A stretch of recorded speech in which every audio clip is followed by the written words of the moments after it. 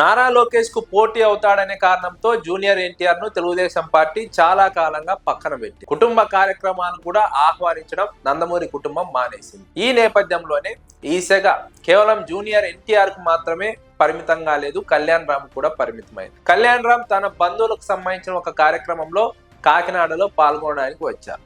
ఓ hotel ను ప్రారంభించారు. ఈ ప్రారంభ కార్యక్రమానికి లేదా కళ్యాణ్ రామ్ ను కలిసేందుకు తెలుగుదేశం పార్టీ కాకినాడ నేతలు ఒక్కరు కూడా రాకపోవడం ఆ జిల్లా రాజకీయాల్లో చర్చనీయాంశంగా మారింది. ఎందుకంటే కళ్యాణ్ రామ్ ను కలిస్తే లేనిపోని సమస్యలు వస్తాయి. ఎందుకంటే కళ్యాణ్ రామ్ జూనియర్ ఎన్టీఆర్ ఒక జట్టుగా ఉన్నారు. ఇప్పుడు వారిని వెళ్లి కలిస్తే ఖచ్చితంగా తెలుగుదేశం పార్టీ అధిష్టానానికి తెలుస్తుంది, ఎవరో ఒకరు మోసుకొని వెళ్తారు, తద్వారా ఇబ్బందులు ఎదుర్కోవాల్సి వస్తుంది. అందుకని కళ్యాణ్ రామ్ ను కలవకుండా ఉన్నట్టు చాలా మంది కాకినాడ తెలుగుదేశం పార్టీ నాయకులు మాట్లాడినట్టు తెలుస్తారు. అభిమానులు మాత్రం తమను ఇబ్బంది పెట్టద్దు, బలవంతం చేయొద్దు, తాము వెళ్లి కలవలేము, కలిస్తే అధిష్టానం నుంచి తలనొప్పులు వస్తాయి, ఈ విషయం నేరుగా అధిష్టానానికి వెళ్తుంది, మీకు అభిమానం ఉంటే ఫ్లెక్సీలు కట్టుకోండి, ఆ ఫ్లెక్సీలో తమ ఫోటోలు కూడా వేయొద్దంటూ స్థానిక టీడీపీ నేతలు అభిమానులకు చెప్పినట్టు తెలుస్తారు. దీంతో జూనియర్ ఎన్టీఆర్ ను కళ్యాణ్ రామ్ ను పూర్తిగా తెలుగుదేశం పార్టీ పక్కన పెట్టిందని రాజకీయ విశ్లేషకులు అభిప్రాయపడుతున్నారు.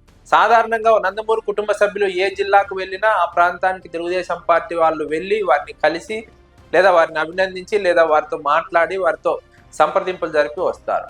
కానీ కళ్యాణ్ రామ్ వెళ్తే కాకినాడకు సంబంధించినటువంటి నాయకులు ఒక్కరు కూడా ఆయన కలవకపోవడం రాజకీయంగా ఆసక్తికరంగా మారింది. జూనియర్ ఎన్టీఆర్ అయితే నారా లోకేష్ పోటీ అవుతారని ఆయన దూరం పెట్టి ఉండవచ్చు, కానీ కళ్యాణ్ రామ్ ఎందుకు దూరం పెట్టారు, కళ్యాణ్ రామ్ ను కలవడానికి ఎందుకు తెలుగుదేశం పార్టీ వాళ్ళు ఇబ్బంది పడుతున్నారు, కళ్యాణ్ రామ్ చూసి ఎందుకు భయపడుతున్నారు అనేది రాజకీయ వర్గాల్లో తలెత్తుతున్నటువంటి ప్రశ్నలు. మరోవైపు అదే కార్యక్రమానికి ఏపీఐఐసి చైర్మన్ మంతెన రామరాజు, అదేవిధంగా పిఠాపురం తెలుగుదేశం పార్టీ ఇన్ఛార్జ్ వర్మ, ఈ ఇద్దరు కూడా హాజరయ్యారు.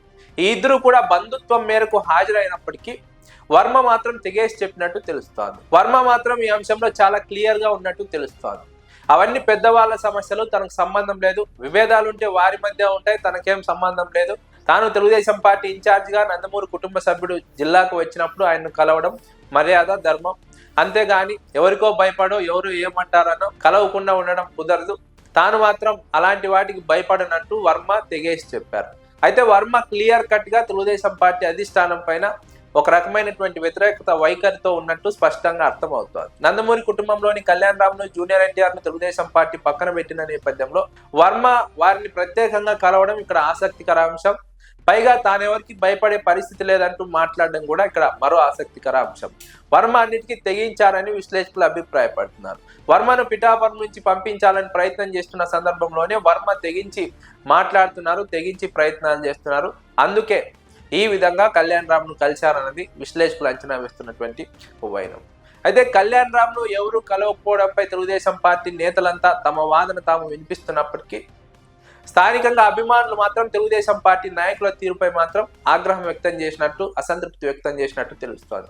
రాజకీయాలకు సంబంధం లేనటువంటి నందమూరి కుటుంబ సభ్యుడు ఒక హీరోగా, ఒక సినిమా నటుడిగా జిల్లాకు వస్తే కలవకుండా ఉండడం ఏంటని తెలుగుదేశం పార్టీ నాయకులను అభిమానులు ప్రశ్నిస్తున్నారు. తెలుగుదేశం పార్టీకి పిల్లర్ లాంటి వాళ్ళు నందమూరి అభిమానులు, అలాంటి నందమూరి కుటుంబం నుంచి హీరోలు వస్తే వారిని కలవకపోవడం ఏంటని తెలుగుదేశం పార్టీ నాయకులు నిలదీశారు, అసంతృప్తి వ్యక్తం చేశారు. కానీ తెలుగుదేశం పార్టీ నాయకులు మాత్రం మా సమస్యలు మాకున్నాయి, మీ సమస్యలు మీకున్నాయి, మేము రాజకీయంగా ఇప్పుడు బాగున్నాం, కలిస్తే బాగుంటామో లేదో తెలియదు, కాబట్టి మేము కలవలేము, మీ అభిమానాన్ని మీ దగ్గర పెట్టుకొని మా మీద రుద్దద్దంటూ తెలుగుదేశం పార్టీ నాయకులు మాట్లాడినవైనా అని రాజకీయ విశ్లేషకులు ప్రస్తావిస్తున్నారు.